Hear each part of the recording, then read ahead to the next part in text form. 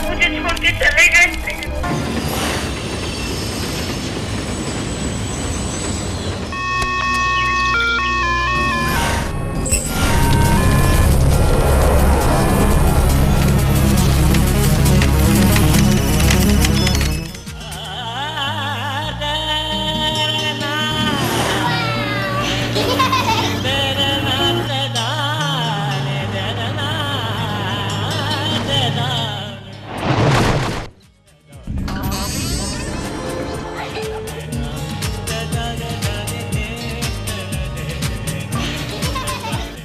Hello friends, स्वागत है आपका हमारे शो लाइफ एंड लाइफ में और मैं हूं आपकी होस्ट पल्लवी।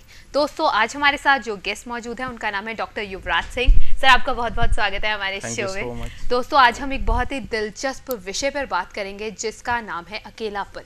कहीं ना कहीं हम सब इससे जूझ रहे हैं, किस तरह से जूझ रहे हैं और क्यों जूझ रहे हैं, इस बारे में सर से हम जानकारी लेंगे।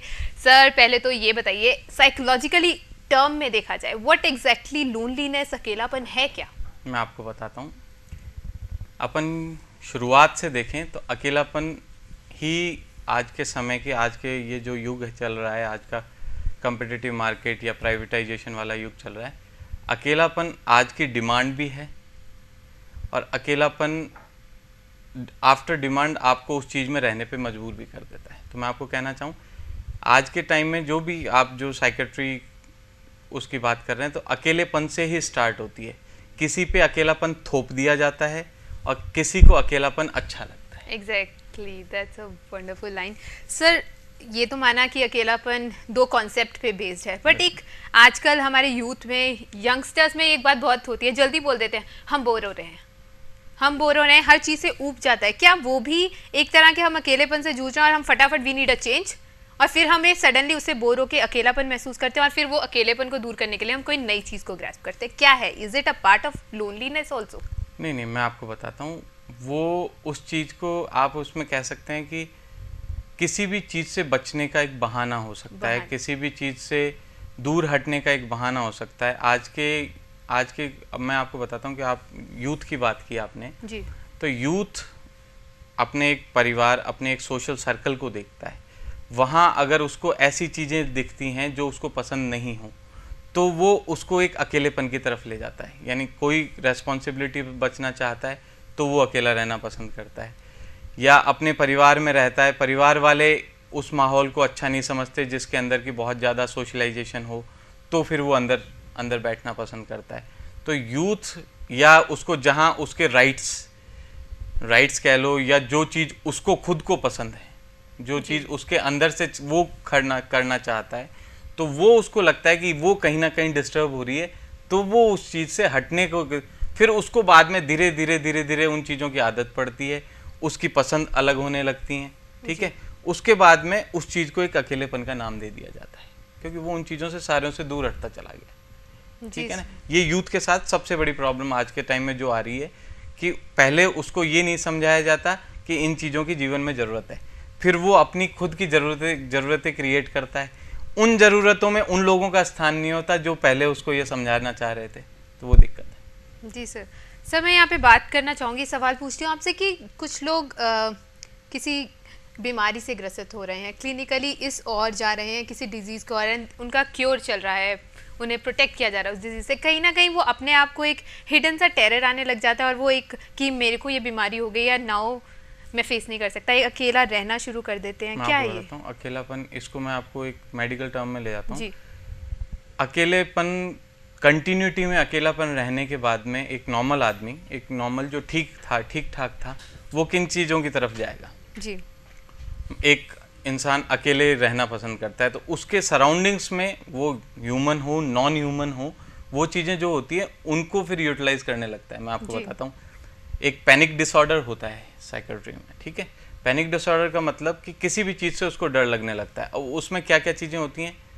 अब वो अकेला है, क्या काम करेगा? वो जाएगा, अब अकेला सोच रहा है, बाथरूम में गया तो वो 4 घंटे तक हाथ ही धोता रहेगा, ठीक है। वो गया, रात हुई, वो 5 बार उठ के खिड़कियों को देखेगा, दरवाज़ों को देखेगा, ठीक है। वो पैनिक डिसऑर्डर है। तो ये चीज़ एक के बाद में एक किसी ना किसी साइकेट्रिक डिजीज़ में डेवलप होती चली जाती है, ये प्रॉब्लम है। तो ये चीज़ें कोई भी चीज़ आप कह लें, मैंने ये चीज़ तो बताई, कुछ भी अपने से खुद से, कई नहीं होते हैं लोग बाग अपनी अंगलियां गिनने स्टार्ट कर लेते हैं, आपस में बात करना, क्योंकि उसके आसपास कोई सराउंडिंग्स ही नहीं है। I think body gestures change और वो उसको यानी ऑकवर्ड नहीं लग रहा है, वो उसके लिए तो नॉर्मल थिंग है, क्योंकि वो उस अकेलेपन में आ चुका है, घुस चुका है, तो वो उसको तो अजीब नहीं लग रही है। वो जो बाहर से उसको कोई देख रहा है, कोई समझ रहा है, उसके लिए वो ऑड होती हैं। तो वो ही ये सिम्टम्स कहलाते हैं। एक डॉक्टर के पास जाते हैं, एक नॉर्मल ह्यूमन के पास, घर परिवार में मदर फादर देखते हैं कि भाई आजकल ये कर क्या रहा है। एग्जैक्टली एक नई आदत सी शुरू हो गई है कुछ भी करने की। बाथरूम में घुसता है, 5 घंटे नहीं निकलता है, रात को उठ के देखो तो बाहर के दरवाजे बंद करता कहीं ना कहीं कुछ दिमाग में चल रहा होता है, या बॉडी के जेस्चर्स धीरे धीरे एक के बाद एक से एक सर्कुलेशन बनता चला जाता है, किसी न किसी चीज से एक चीज जुड़ती है, उसके बाद में कंटिन्यू हो जाती है। जी सर, बट कुछ लोग शायद इस चीज़ से भी सफ़र करते हैं। आप एक भीड़ में खड़े हैं, सब हैं आपके साथ, आपके घर वाले भी हैं, पर कुछ लोग शायद उनमें भी अपने आप को अकेला महसूस करते हैं। ये इस तरह का जो अकेलापन लोगों में आता है, वो क्यों आता है? मैं आपको बताता हूँ। भीड़, आज के मैं इस चीज़ को आपके एक बिल्कुल नए टॉपिक पे ले जाता हूँ कि आज के ये प्राइवेटाइजेशन का युग है जी। अपने इंडिया में तो देखी जाए तो पॉपुलेशन इतनी ज़्यादा है, एक नॉर्मल ह्यूमन, मैं तो इंजीनियर की कहता हूँ कि कोई भी अच्छे मल्टी नेशनल कंपनी में जॉब करता है, किसी मेट्रो सिटी में रहता है, बेंगलोर, दिल्ली, बॉम्बे, वहाँ पे उसको यानी कहीं पे भी सुबह 9 बजे से लेकर रात के 9 बजे तक की जॉब होती है उसकी। उसको एक सेकंड के लिए भी ऐसा नहीं मिलता है कि वो अपने जॉब से हट के कुछ करे। तो वो जब भी भीड़ में अपने आप को महसूस करता है तो वो ये सोचता है अगर मैंने इनसे ये बात कर ली तो ये रेस्पॉन्सिबिलिटी बढ़ती चली जाएंगी। मैं आपको सिंपल सा उदाहरण देता हूँ कि आप, ये फ्लैट कल्चर आ गया, फ्लैट कल्चर में कहीं पे भी आप खड़े हो जाते हैं, लिफ्ट में 5 लोग खड़े हैं, वो आप जैसे ही हैं, ठीक है, वो भी मल्टीनेशनल कंपनीज में जॉब करते हैं, प्राइवेट सेक्टर में, तो वो 4-5 दिशाएं 4 ही होती हैं, लेकिन वो 5 दिशाओं में अपने मुंह करके खड़े होते हैं, ठीक है। वो ये सोचते हैं कि मैंने इससे बात करी, ये डिनर की बोल देगा, मैंने इससे बात करी, ये शाम को लॉन में आने की कह देगा, मैंने इससे बात करी, ये कह देगा। तो वहाँ उसको ये लगने लगता है कि अगर मैंने इससे कुछ करा तो मेरे पास रेस्पॉन्सिबिलिटी तो वैसे ही इतनी है, ऑलरेडी है, और आ जाएगी, और उसके लिए आई डोंट हैव टाइम। तो वो एक अजीब सी लोनलीनेस अपने आप डेवलप होना स्टार्ट हो जाती है। भीड़ से घिरा हुआ है लेकिन अपने आप को अकेला रखना चाहता है, और फिर वो एक आदत, शायद ये हम इंटेंशनली अपने आप को बिल्कुल बिल्कुल सर्कमस्टांसेस, बहुत सी चीज़ें इसमें आती हैं। सर्कमस्टांसेस हो गए, आपका जॉब प्रोफाइल हो गया, किसी भी चीज़ से रिलेट कर सकते हैं सर्कमस्टांसेस, प्रोफेशन, जेंडर। मैं आपको इस जेंडर वाली बात पे कह देता हूँ कि एक फीमेल और मेल जी, कल्चर अभी, यानी एकदम से कल्चर तो ऐसा आ गया है कि एक जैसा होना भी ज़रूरी है, लेकिन पहले पुराने रीति रिवाजों के हिसाब से कोई खुद के लिए तो ज़रूरी है, लेकिन और रीति रिवाजों के हिसाब से या किसी आपके सोशल सर्कल के हिसाब से, एक, मैं तो ये कहता हूँ गांव की बच्ची एक उठ के आ जाती है, सब IAS भी टॉप कर गई, IIT भी टॉप कर गई, वहाँ उसको जॉब में घुसना पड़ा। अब ज़रूरत तो है उसको सबके बराबर रहने की, लेकिन पुराने कुछ विचार हैं या पुरानी सराउंडिंग्स हैं, वो चीज़ें उसको मजबूर कर रही हैं कि ऐसा नहीं करें। तो वो एक अंदर से एक अजीब सी इनसिक्योरिटी उसके मन में आना स्टार्ट होती है। वो अलग से, यानी किसी को दिखाने के लिए साथ रहना पड़ता है, किसी को दिखाने के लिए अलग रहना पड़ता है, तो फिर वो अलग अलग चीज़ें डेवलप होती चली जाती हैं। हर तरह से डिवाइडेड हो चुके हैं अपनी सोसाइटी। बिल्कुल बिल्कुल। तो सर, ये आपकी अंदर की वैल्यू, आप क्या करना चाहते हैं और सामने वाला आपसे क्या करवाना चाहता है, उनका जो बीच का एक पर्दा है ना, वहीं पे अकेलापन स्टार्ट होता है। जी सर, ये जो उम्र के साथ अकेलापन आता है, क्या उम्र के साथ भी अकेलेपन का नाता है? उम्र के साथ बिल्कुल अकेलापन का नाता है। मैं तो कहता हूँ, आप एक छोटा बच्चा है, मैं आज आपको बताता हूँ, आज के, फिर वही बात कि आज के समय में, यानी एक तो न्यूक्लियस फैमिली होने लगी, अकेली फैमिली। मैं आपको फिर इसी चीज़ पे, कि पहले के ज़माने में जो जॉइंट फैमिलीज़ होती थी, उनका फ़ायदा यही, मैं इसको इसी आपके उम्र वाले उससे जोड़ के बताता हूँ कि उसके बहुत बेनिफिट्स हुआ करते थे। शायद अब वो पॉसिबल नहीं हो पाता, लेकिन जैसे एक बच्चा एक जन्मता है, एक बच्चे का जन्म होता है, उसके बाद में उसको रखने के लिए 5 ताइयाँ, 4 चाचियाँ, 5 बुआएँ, और 10 लोग हुआ करते थे। आज एक माँ होती है, माँ कैसे भी करके एक आई रख के, कोई क्रैच में रख के कैसे भी पढ़ा कर देती है। फिर उसके बाद में उसको जो मैटरनिटी लीव मिलती है 9 महीने, 6 महीने, 3 महीने, उसके हिसाब से ठीक है पाल पोस लिया।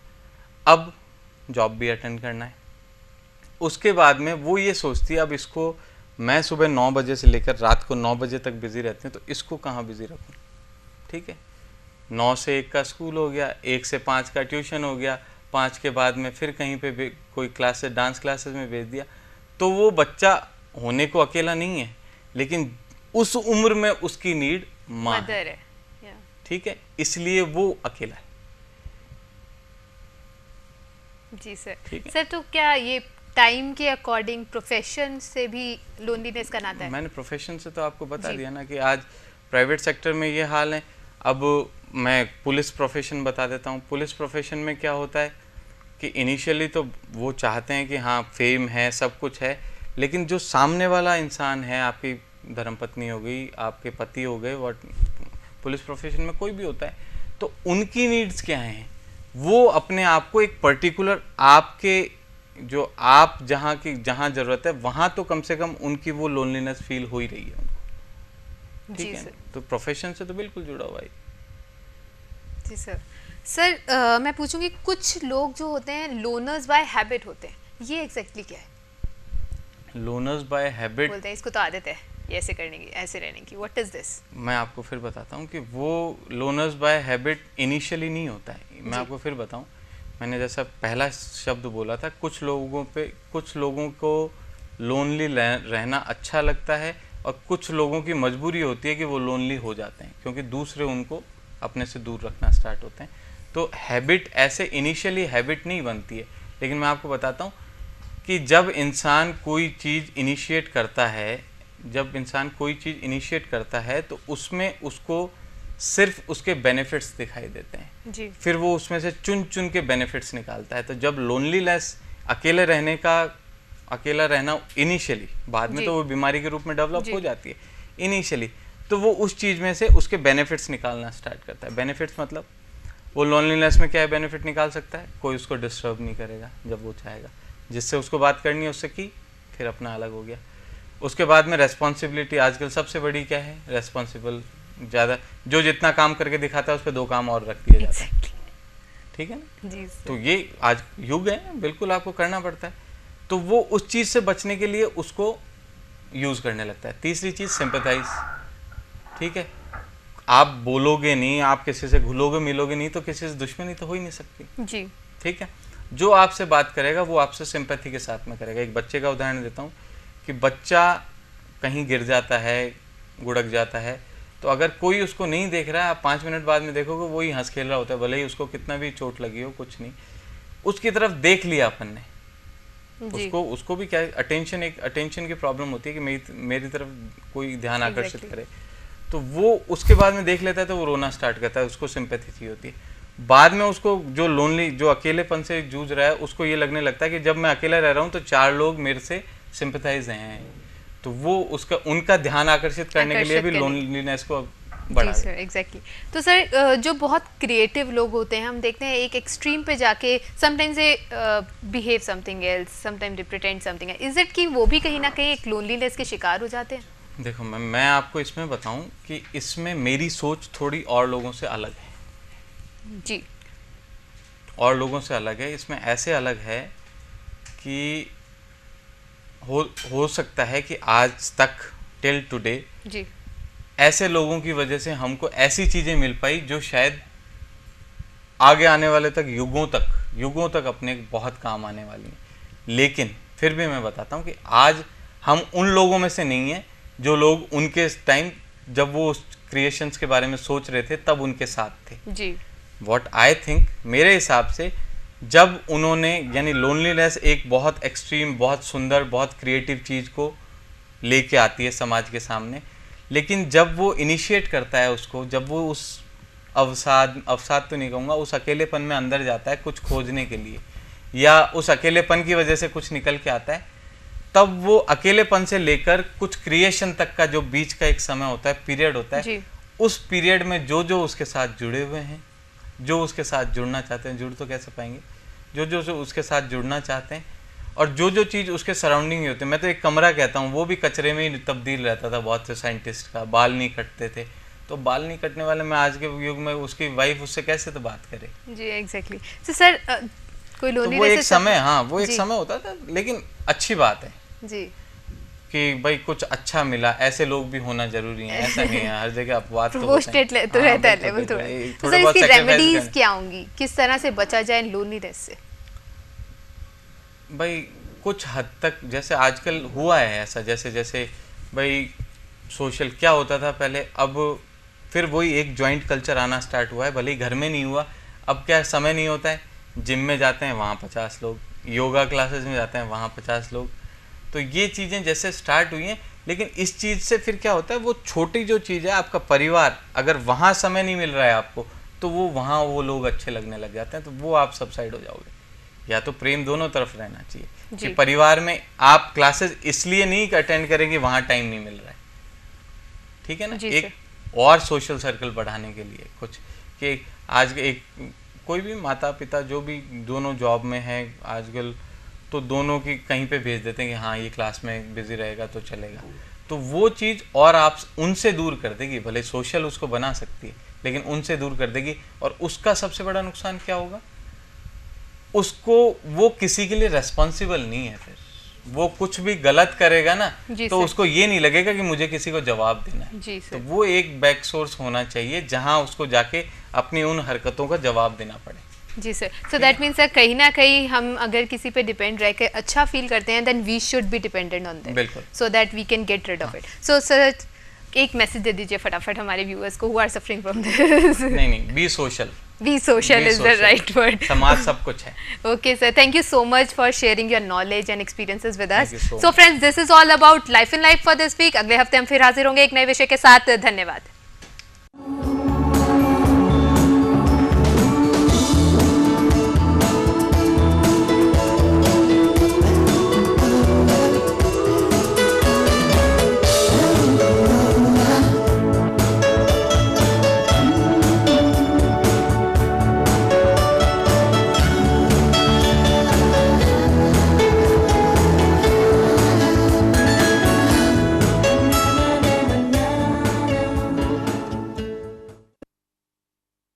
हेलो फ्रेंड्स, स्वागत है आपका हमारे शो करियर टॉक में और मैं हूं आपकी होस्ट पल्लवी। आज हमारे साथ मौजूद हैं डॉक्टर विजय सिंह राठौर जी। सर आपका बहुत बहुत स्वागत है हमारे शो में। धन्यवाद।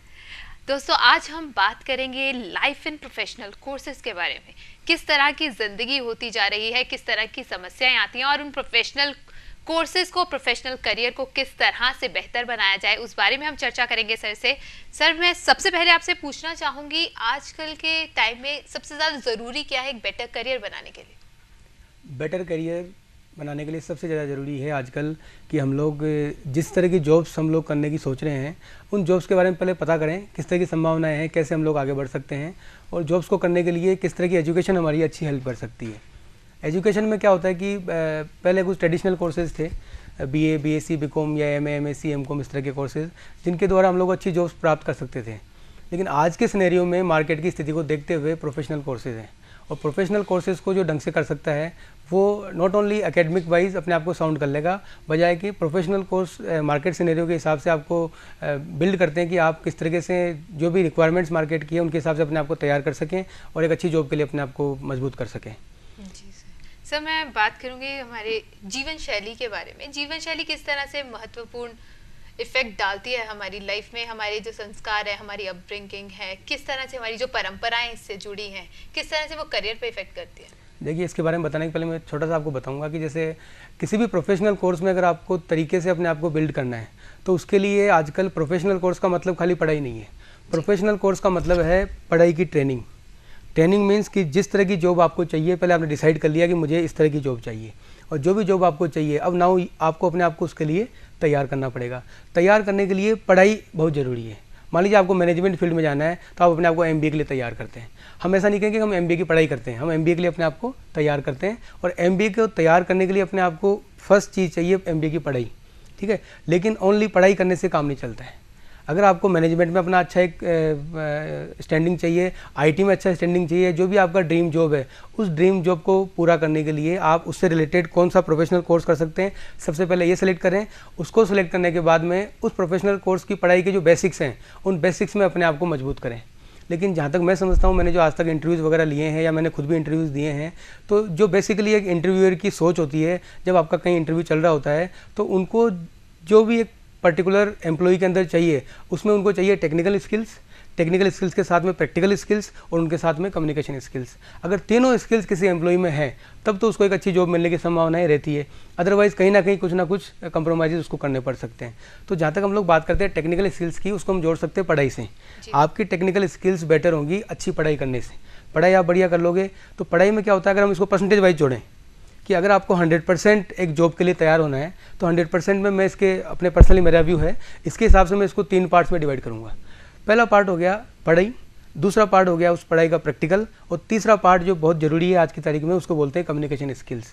तो अगर हम परसेंटेज वाइज बात करें एनालिटिकली, तो 30% पढ़ाई इंपॉर्टेंट है, जिसके द्वारा आप अपना अच्छा करियर बना सकते हैं। लेकिन उस 30% पढ़ाई के बाद में आपको चाहिए उस पढ़ाई का प्रैक्टिकल जितना बढ़िया आप कर सकते हो उस पढ़ाई का, वो आपके पढ़ाई के बेसिक्स को, फंडामेंटल्स को मजबूत करेगा। जैसे मान लीजिए कंप्यूटर साइंस का हम पढ़ाई की बात करते हैं। कंप्यूटर साइंस में आपने कोई पर्टिकुलर सॉफ्टवेयर लैंग्वेज की पढ़ाई कर ली ढंग से, लेकिन अगर आपको सॉफ्टवेयर लैंग्वेज को डेवलप करना ढंग से नहीं आ रहा है, कंप्यूटर से आप प्रैक्टिकल ढंग से नहीं कर सकते हैं, तो वो पढ़ाई आपकी शायद आगे जाके काम नहीं आएगी।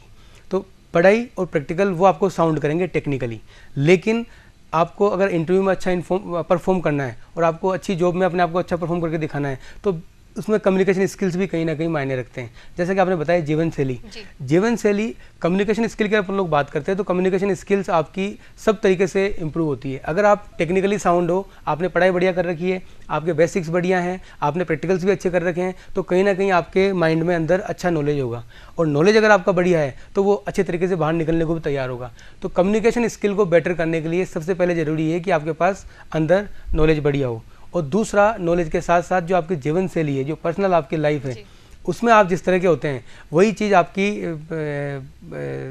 आपकी निकल के आती है बाहर। ठीक है, कि आप लोग इंटरव्यू के अंदर या अपनी जॉब के अंदर या अपने ऑफिस में आप किस तरह से परफॉर्म करोगे। जिसकी जीवन शैली बिल्कुल सिंपल है, जो जीवन शैली इसकी व्यवस्थित है, अरेंज्ड है, अपने सुबह उठने का टाइम फिक्स है, उसका सारे काम वो किस तरीके से करता है, अच्छी सोच उसकी है, तो वही सोच उसकी ऑफिस में आगे लागू होगी कहीं ना कहीं जाकर के।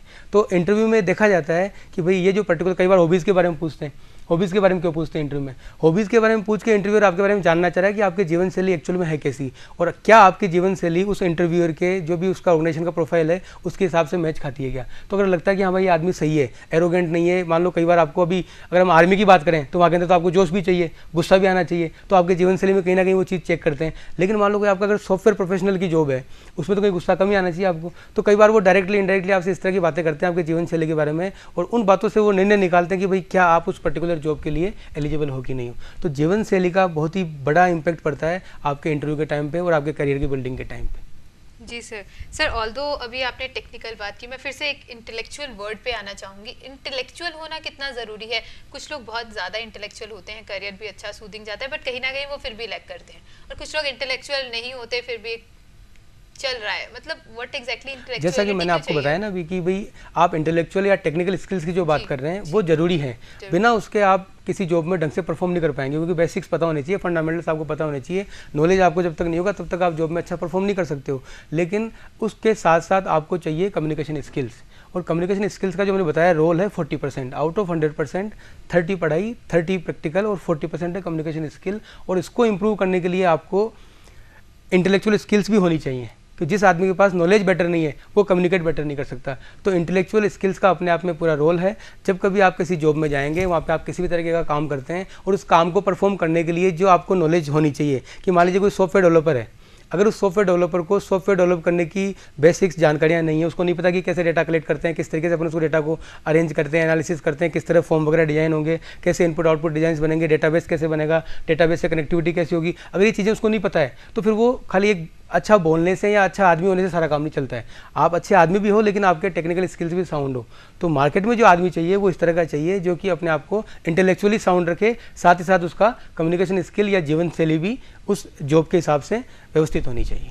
सो दैट मीन्स सब कुछ हमें प्रॉपर मैनेजमेंट में ही चाहिए, तभी हम एक सक्सेसफुल करें। बिल्कुल। So students, be aware and take care of everything. अगर आपको एक अच्छा करियर बनाना है, अच्छी जॉब चाहिए, तो प्लीज़ सर के टिप्स पे ध्यान दीजिए। सर, मैं आपसे साथ साथ में एक और सवाल करना चाहूँगी। हमें इंटरेस्ट है, हम ये कर रहे हैं, बट एक इम्पॉर्टेंट है कि हमें इससे करियर बनेगा, पर इंटरेस्ट दूसरी तरफ है कुछ और करने में, बट इम्पॉर्टेंट अभी करियर में वो चीज़ दिख रही है। तो किस तरह से किस चीज़ में फोकस करें? क्योंकि एक टाइम आता है स्टूडेंट बहुत कंफ्यूज हो जाता है, इंटरेस्ट तो इसमें था बट फायदा उसमें दिख रहा है, इंपॉर्टेंट वो है। How to divide all this, कि क्या किस तरह से चुनाव किया जाए इंटरेस्ट को और इम्पोर्टेंस को? जहाँ तक मैं समझता हूँ कि अगर मान लीजिए इंटरेस्ट हमारा किसी एक चीज़ में है, लेकिन उसी टाइम पे इम्पोर्टेंट वो दूसरी चीज़ है, तो हम सिंपली एक छोटा सा काम कर सकते हैं, take interest in that thing also. तो जो चीज़ आपके लिए इंपॉर्टेंट है, आप उसमें इंटरेस्ट लेना चालू कर दो। तो अगर आपका उसमें भी इंटरेस्ट आता है, तो आप उसमें अपने आप को डेवलप कर सकते हो ढंग से। कई बार क्या होता है कि जो चीज़ें हमको अच्छी लगती है, जरूरी नहीं कि वो चीज़ें हमारे जॉब के हिसाब से, प्रोफेशन के हिसाब से सूट करती हो, तो कई बार हमको सेक्रीफाइसेस करने पड़ते हैं। आप चाहें तो कुछ समय के लिए ऐसा कर सकते हैं कि जिस चीज़ में आपको इंटरेस्ट है, अभी कई बार क्या होता है, स्टूडेंट्स होते हैं, उनको पढ़ाई में कम इंटरेस्ट होता है, घूमने फिरने में, एंजॉय करने में या मूवी देखने में ज़्यादा इंटरेस्ट होता है, लेकिन उनको पता है कि एट द सेम टाइम अगर पढ़ाई ढंग से नहीं करेंगे, अगर आपने एग्जाम की तैयारी ढंग से नहीं करी, तो उसमें आप आगे जाके फेल भी हो सकते हैं। तो अगर उस इंपॉर्टेंस को उनको ढंग से बताया जाए या वो ढंग से रियलाइज़ करें, तो कुछ समय के लिए एंजॉयमेंट को साइड में किया जा सकता है। एग्जाम के टाइम पे हम लोग क्या करते हैं, इंटरेस्ट हमारा टीवी देखने में है, मूवी देखने में, सोने में है। एग्जाम के टाइम पे सबसे ज़्यादा इंटरेस्ट होता है लोगों का सोने में, और कई लोग प्लानिंग भी करते हैं कि जब मेरे एग्जाम खत्म हो जाएंगे उसके बाद 2 दिन तक सोऊंगा मैं लगातार। तो 2 दिन तक सोऊंगा, इसका मतलब क्या हुआ कि मेरे इंटरेस्ट को मैं अभी कहीं ना कहीं पोस्टपोन कर रहा हूँ अपने मेन ऑब्जेक्टिव को पूरा करने के लिए। जब मेरा मेन ऑब्जेक्टिव पूरा हो जाएगा, जो कि मेरे लिए इंपॉर्टेंट है, इसको पूरा करने के बाद मैं अपने जो भी ये लोकल इंटरेस्ट है या जो भी अभी मेरे इस समय के इंटरेस्ट हैं, उनको बाद में जाकर के मैं सस्पेंड करके आगे जाके देख सकता हूँ। तो जिस समय जो चीज़ इंपॉर्टेंट हो उसमें इंटरेस्ट लेना चाहिए, फ़ायदा उसी से होने वाला आपको। अगर आप सिंपली इंटरेस्ट वाली चीज़ों में एंजॉय करोगे, तो फिर आपकी जो काम की चीज़ें हैं उसमें आप पीछे रह जाओगे और आगे जाकर के फिर बहुत ज़्यादा स्ट्रगल्स देखने पड़ेंगे। एग्जैक्टली। सर, किसी ने करियर चुन लिया है, जॉब फील्ड में आ गया है, एक अच्छा प्रोफेशनल एम्प्लॉय बनना चाहता है। अब तो प्रोफेशनल लाइफ की हम बात करते हैं, एम्प्लॉय बन गए हो आप, किस किस चीज़ों का ध्यान रखना चाहिए? बॉस और एम्प्लॉय के बीच में, जो बॉस है उसके एम्प्लॉयज़ हैं, सीनियर और जूनियर में किस तरह से डिवीजन होना चाहिए, किस तरह से तालमेल होना चाहिए? देखिए, बॉस और एम्प्लॉय का रिश्ता बड़ा नाजुक होता है, ठीक है। इसमें क्या होता है, बॉस की बहुत सारी एक्सपेक्टेशंस होती है एम्प्लॉय के साथ में कि मैंने इसको यहाँ पे अपॉइंट किया है या ये मेरे अंडर में काम कर रहे हैं। बॉस सिंपली किसी भी एम्प्लॉयज़ को या जूनियर्स को क्यों रखा जाता है, एक टीम होती है, उस टीम में एक लीडर होता है, और लीडर का काम होता है उस टीम को इनिशिएट करना, मोटिवेट करना, उसको एक्शन करने के लिए थोड़ा जो भी दिशा निर्देश वगैरह देना, लेकिन काम करने का काम होता है मेन टीम का।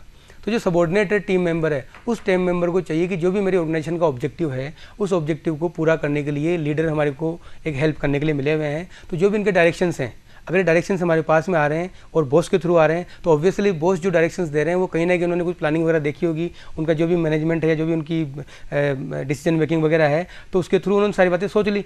उसके बाद हमें कुछ अगर काम करने के लिए दिया जा रहा है, तो उस काम को हमको ढंग से अपना बेस्ट परफॉर्म करके दिखाना है।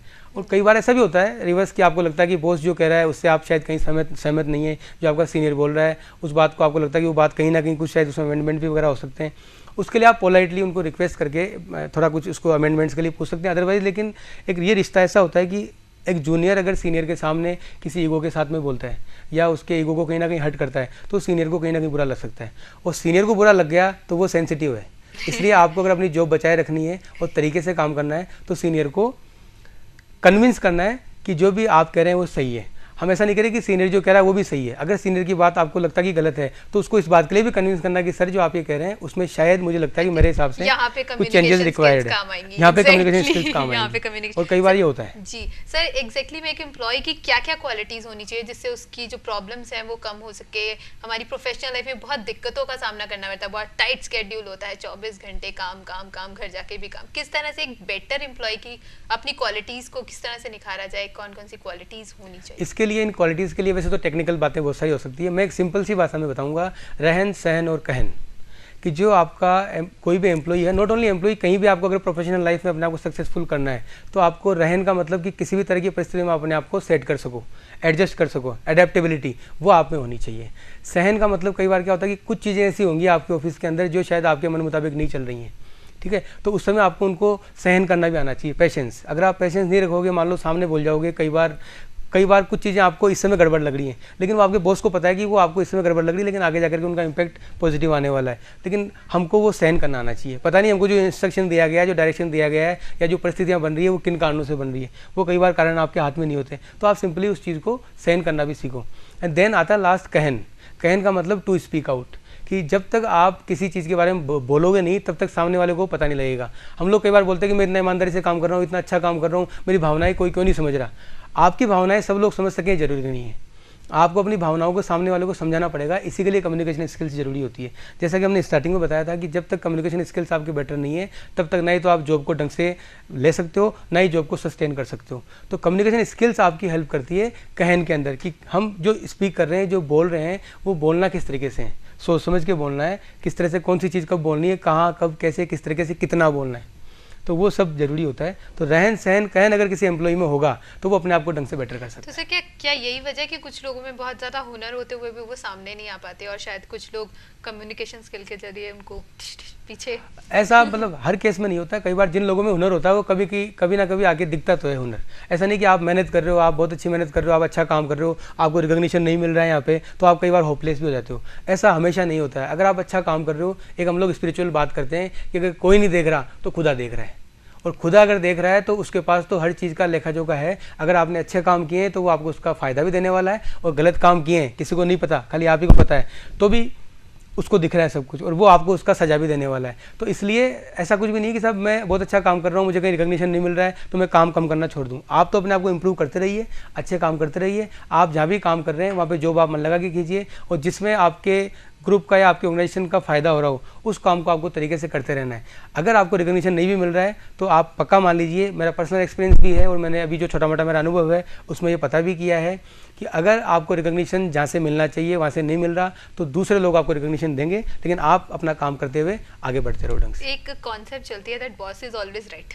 यस, वो करो जो बॉस ने एक बार बोल दिया, बस करते रहो। क्या एम्प्लॉय को कुछ हद तक उस पर अमल करना चाहिए, बिकॉज बॉस का एक्सपीरियंस बहुत ज़्यादा होता है, कुछ हमें इस वजह से भी रिस्क फैक्टर्स थोड़े से कम लेने चाहिए। क्या ये कॉन्सेप्ट जो है इसको फॉलो करना चाहिए? बिल्कुल। अगर आप एम्प्लॉय हैं तो आपको ये तो मान के चलना पड़ेगा कि बॉस इज ऑलवेज राइट। ठीक है, हाँ, अगर आपको लगता है बॉस कहीं रॉन्ग भी है तो जैसा कि हमने बताया उसको आप अपने कम्युनिकेशन स्किल्स को यूज़ कीजिए, पोलाइटली उसको आप कहीं ना कहीं डायरेक्टली इनडायरेक्टली इस बात का एहसास दिलाइए कि सर अब आपको थोड़ा, क्योंकि बॉस इज ऑलवेज राइट होता है और इस समय आप रॉन्ग हो रहे हो तो आप उस स्टेटमेंट को क्यों गलत करने में लगे हुए हो। आप sir boss is always right है, इस चीज़ को हमको मानना है, और सर ये जो दो चार चीज़ें हैं वो शायद कहीं आपको रॉन्ग नहीं कर दें, तो इसके लिए आप बॉस को सजेस्ट कर सकते हैं पोलाइट वे के अंदर। तो हमेशा आपको आपसे वो थैंकफुली रहेंगे अगर आपने उनको कमियों के बारे में बताया तो। हमेशा बटरिंग करना ही बेटर नहीं होता। Buttering is not always right. Okay sir, जो कि आप आईटी फील्ड से जुड़े हुए हैं, मैं कुछ इन करियर्स के बारे में आपसे जानना चाहूँगी। किस तरह का स्कोप है आजकल आईटी सेक्टर में चल रहा, किस तरह की प्रोफेशनल लाइफ है आईटी सेक्टर में, कैसा स्कोप है, क्या प्रोग्रेसिव चल रहा है जिस तरह से इंडिया को प्रोग्रेस करना चाहिए था? देखा, जिस तरह के हम आजकल देख रहे हैं कि आजकल ज़माना सिर्फ आईटी का ही है और हर चीज़ आजकल कहीं ना कहीं आईटी से जुड़ी हुई है। हम एक छोटी सी कहावत भी बोलते हैं, कई बार पहले पुराने ज़माने में कहावत थी कि काला अक्षर भैंस बराबर, और आजकल क्या हो रहा है कि जिसे कंप्यूटर नहीं आता या जो आईटी से अवेयर नहीं है वो भी भैंस बराबर है। तो इसलिए मार्केट का जो सिनेरियो है वो पूरा आईटी ओरिएंटेड है, पूरी इंडस्ट्रीज आईटी ओरिएंटेड हो रही हैं, और आईटी में इस समय बहुत ही अच्छी करियर की संभावनाएं हैं। तो अगर आप इसमें जाते हैं तो आप अच्छा करियर अपना बना सकते हैं। जहाँ तक अलग अलग आयाम्स की बात है तो उसके लिए हम क्या बता कि सिंपली आईटी के अंदर जैसे हार्डवेयर सॉफ्टवेयर दो फील्ड होते हैं। तो अगर आप सॉफ्टवेयर फील्ड में जाएंगे तो वहाँ पे आपके as a software developer, software engineer, system analyst, programmer, ये सारी चीज़ें हैं। इसके अलावा आप डेटाबेस में जा सकते हैं, डेटाबेस एडमिनिस्ट्रेटर होता है, डेटाबेस क्रिएशन वगैरह उसमें आप घुस सकते हैं। इसके अलावा नेटवर्क एडमिनिस्ट्रेटर की कई बार वैकेंसी वो अच्छी संभावनाएं हैं कि आप नेटवर्क के अंदर अपना अगर आपका इंटरेस्ट है तो उसमें आप जा सकते हैं। इसके अलावा अकेडमिक्स में अगर आप आओगे तो आईटी फील्ड में जैसे मान लीजिए आपके बीटेक इंजीनियरिंग होता है, कंप्यूटर साइंस के अंदर एमसीए वगैरह होता है, एमएससी आईटी होता है, वहाँ भी आप एज ए लेक्चरशिप के अंदर आप अपना अच्छा करियर वहाँ पर देख सकते हैं। बड़ी बड़ी यूनिवर्सिटीज़ में असिस्टेंट प्रोफेसर वगैरह चाहिए होते हैं कंप्यूटर साइंस में, वहाँ आप जा सकते हैं। तो आईटी में संभावनाएं तो बहुत सारी है। इसके अलावा आजकल हम देख रहे हैं हर बैंक में आजकल एक आईटी ऑफिसर होता है, तो बैंक्स में आप लोग जा सकते हैं। और जो जितने भी गवर्नमेंट ऑर्गेनाइजेशन आजकल हैं उनके अंदर भी कहीं ना कहीं कंप्यूटर साइंस के लोग चाहिए होते हैं। तो आईटी वाले के लिए तो हर जगह जगह हैं। आईटी में अगर आपने आपको सॉलिड कर रखा है आपने, तो आप हर जगह आईटी में जा सकते हैं। आईटी में there are so many possibilities जहाँ पे कि आप अच्छा करियर बना सकते हैं। ओके सर आपके भी काफ़ी स्टूडेंट्स होते होंगे, काफ़ी तरह की प्रॉब्लम्स आती होंगी। किस आज की डेट में हमारा इंडियन जो स्टूडेंट है आईटी में अभी भी कहाँ लैग कर रहा है, थोड़े फास्ट टिप्स में बता दीजिए और उसकी क्योरिटी बता दीजिए। सिंपली मैंने जो अपने पर्सनल एक्सपीरियंस से देखा, आज का स्टूडेंट सिंपली क्या सोच रहा है कि साहब मैं कॉलेज में आ गया, मेरा कॉलेज में एडमिशन हो गया, अब कॉलेज वाले मुझे पढ़ाएंगे, मैं अच्छी पढ़ाई करूँगा और मेरी अच्छी परसेंटेज वगैरह बन जाएगी और डिग्री मुझे मिल जाएगी। लेकिन सिर्फ इससे काम नहीं चलता है, आपको पढ़ाई के साथ साथ प्रैक्टिकल्स पे ध्यान देना है और स्टूडेंट को ये भी ध्यान रखना है कि कॉलेज में मैं यहाँ पे आया हूँ तो कॉलेज की जिम्मेदारी तो मुझे पढ़ाने की है, लेकिन मेरी जिम्मेदारी भी उतना ही सिंसियरली क्लास अटेंड करने की है। मैं क्लास से गायब नहीं रहूँ, हर क्लास के जो भी आपकी एक्टिविटीज़, इवेंट्स, सेमिनार्स, जो भी प्रैक्टिकल्स वगैरह होते हैं सब में मैं पार्टिसिपेट करूँ। और अगर वो सिंसियरली अपना काम कर रहा है तब तो वो अपना अच्छा करियर बना सकता है, अदरवाइज वो कहीं ना कहीं सिर्फ डिग्री लेकर रह जाएगा, लेकिन वो डिग्री उसके काम नहीं आ पाएगी ढंग से। Okay sir, thank you so much sir for such a wonderful information. So friends, मैं आपसे ये कहना चाहूँगी कि करियर बनाना एक आसान टिप से आप बना सकते हैं। आई थिंक सर ने जो टिप्स दिए they are very useful and very wonderful, और आपका करियर बन चुका है, प्रोफेशनल लाइफ में है, किन किन चीज़ों का ध्यान रखना है, communication skills, yes, technical skills and practicality. So friends, thank you so much for this wonderful information sir आप भी, और thank you viewers for watching this show. So friends, this is all about career talk for this week. अगले हफ्ते हम फिर हाजिर होंगे एक नए विषय के साथ। धन्यवाद।